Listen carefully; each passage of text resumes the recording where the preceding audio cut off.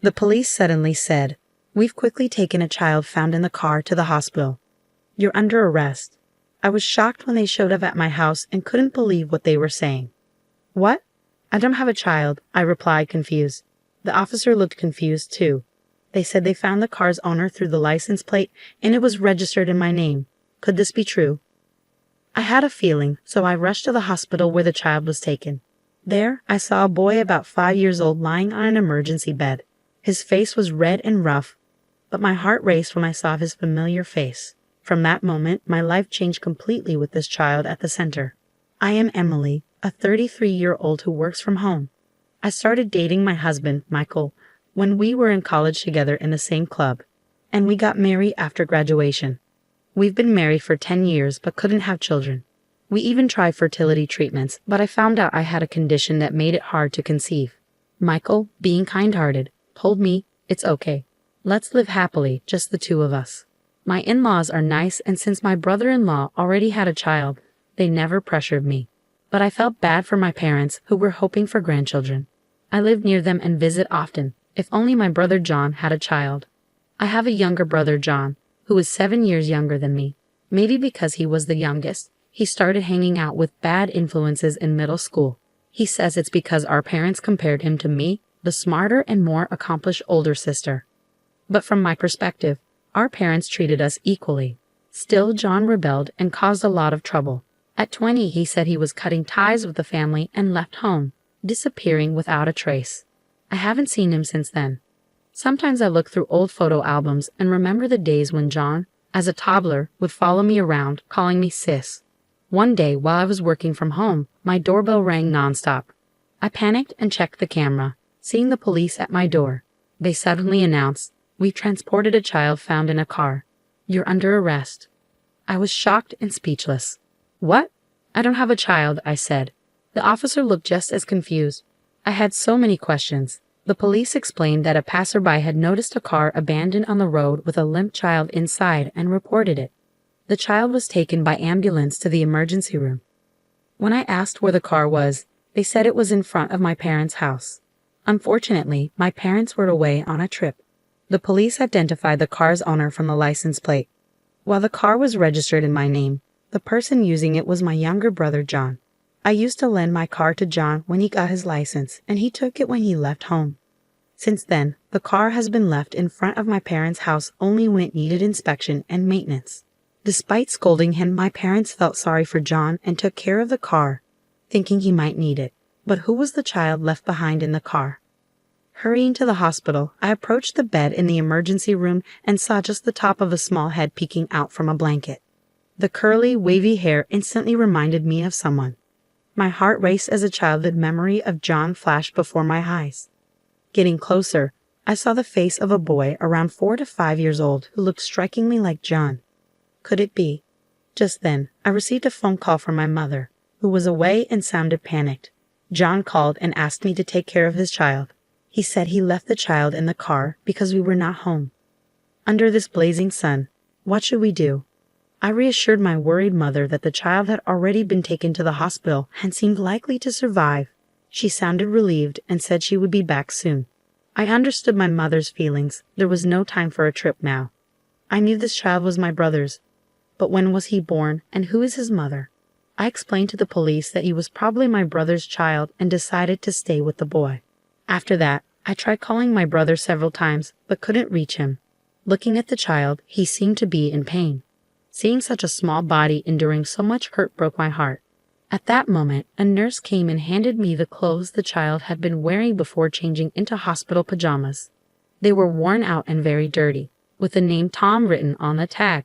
From his extreme thinness and the state of his clothes, it was clear that Tom had been living in a very tough situation. That evening, my mother returned from her trip and rushed to the hospital. "John," she murmured, holding Tom tightly with tears in her eyes. Tom looked a lot like John.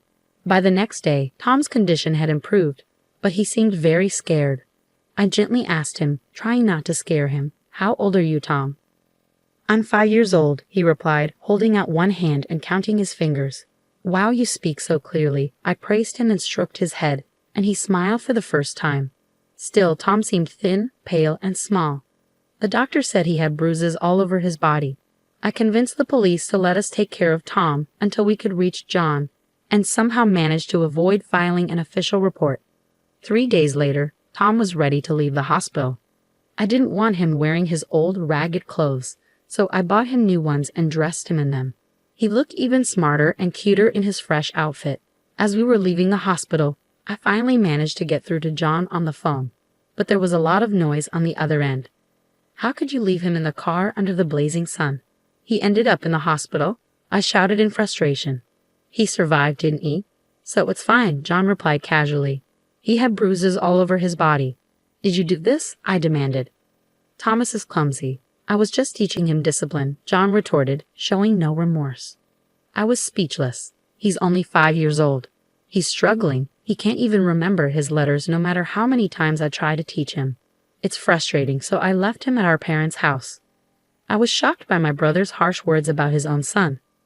Considering it might be best for Tom not to be with such a parent, I was even more appalled when John added, I'm in the middle of a casino jackpot right now, and abruptly hung up the phone. Seeing Tom, who looked visibly worried, begin to silently shed tears, I gently said, It's going to be okay, and comforted him by stroking his head. At 5 years old, it's natural to feel scared and cry, but he didn't seem to be asking for his dad or mom, which struck me as unusual. I couldn't help but wonder why, and it pained my heart. After discussing with Michael and my parents, we decided that Tom would stay with us at our home.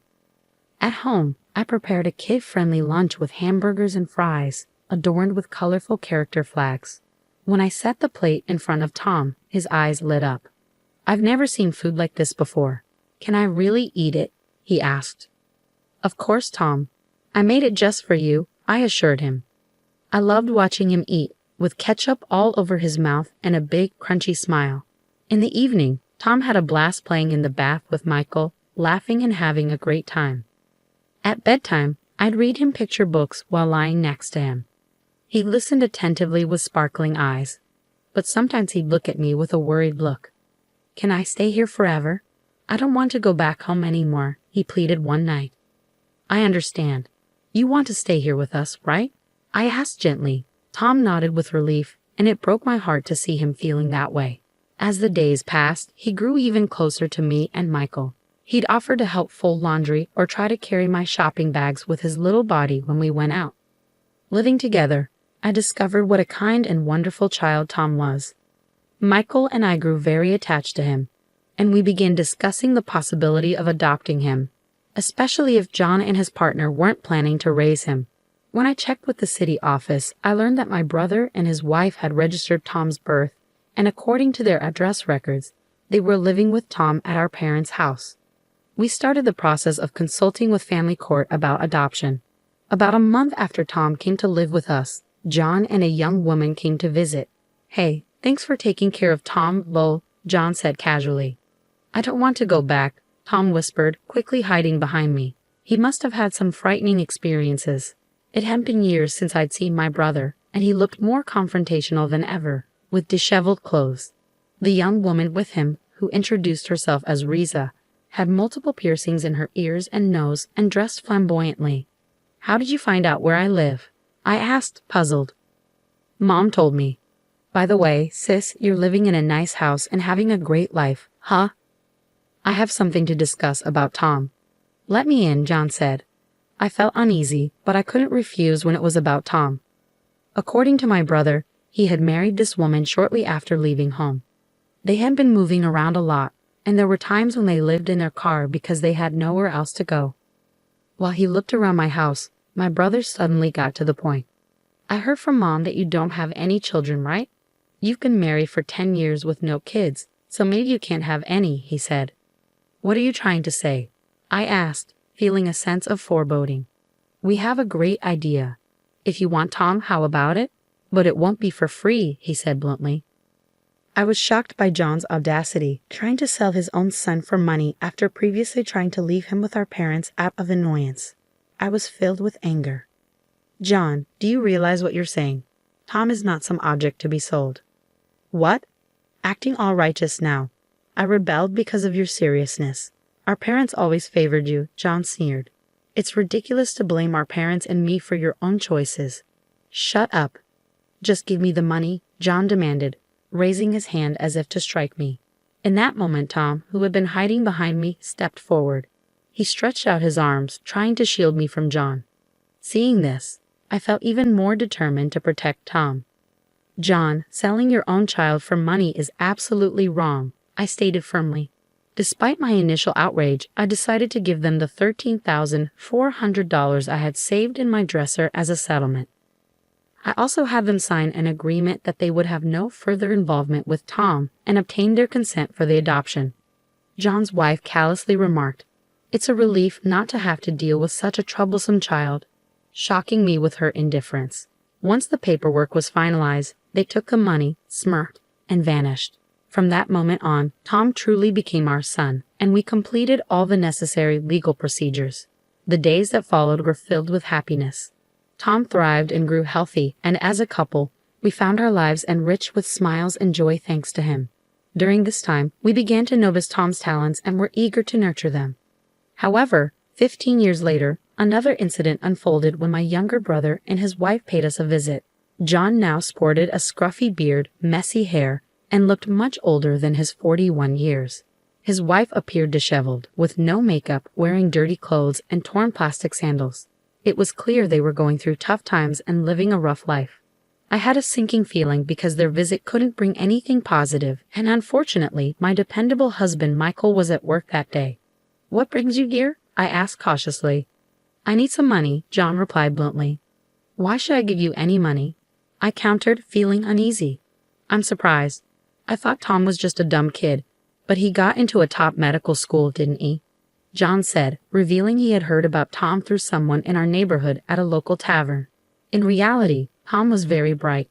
He had excelled in school since elementary years and earned admission to a prestigious medical program right after high school. "That's no longer your concern," I said firmly. "It's a big deal. He's my son. And since he turns out to be such a great kid, I thought I'd take him back," John stated. "What?" I exclaimed, shocked by his audacity. "If you don't like it, how about you give me $33,500, John suggested. "Didn't I already give you $13,400 15 years ago?" I countered. "That's a different situation," John insisted. "I can't give you that much money," I firmly refused. John grabbed my collar and threatened me, asking if I wanted to get hurt. It hurt more emotionally than physically, seeing my brother act this way. Just then, someone shouted, "Stop it," and grabbed John's arm. It was Tom, now a strong 20-year-old. Tom easily subdued John, who ended up lying face down on the floor. My brother's wife, seeing Tom all grown up, said warmly, "You've grown so much. I'm your mom. I've wanted to see you." But Tom stood firm, declaring, "My only parents are the mom and dad of this house. I remember the terrible things you did to me when I was just 5.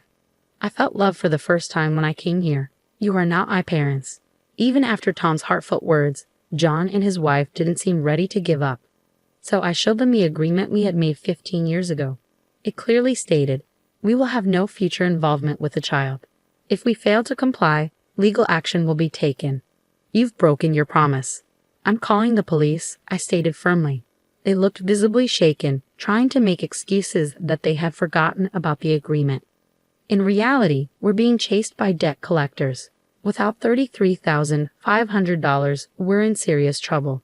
Please don't be so heartless. Help me out, sis. You're well off, right? John pleaded. Despite his earlier threats, now he was begging. "I can't help you. The moment you abandoned Tom, you lost any connection with me as well. You're no longer my brother," I said firmly. "Please," John begged, desperate and defeated. I firmly rejected John's pleas. Helping him would only enable his behavior to persist. As their insistence continued, I was on the verge of calling the police when they reluctantly left. Later, I learned that the couple had been arrested for shoplifting and were now leading a troubled life in jail.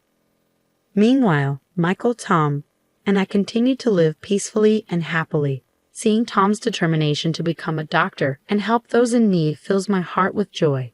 Thanks to Tom, our days are filled with laughter and contentment. We look forward to continuing our happy life together.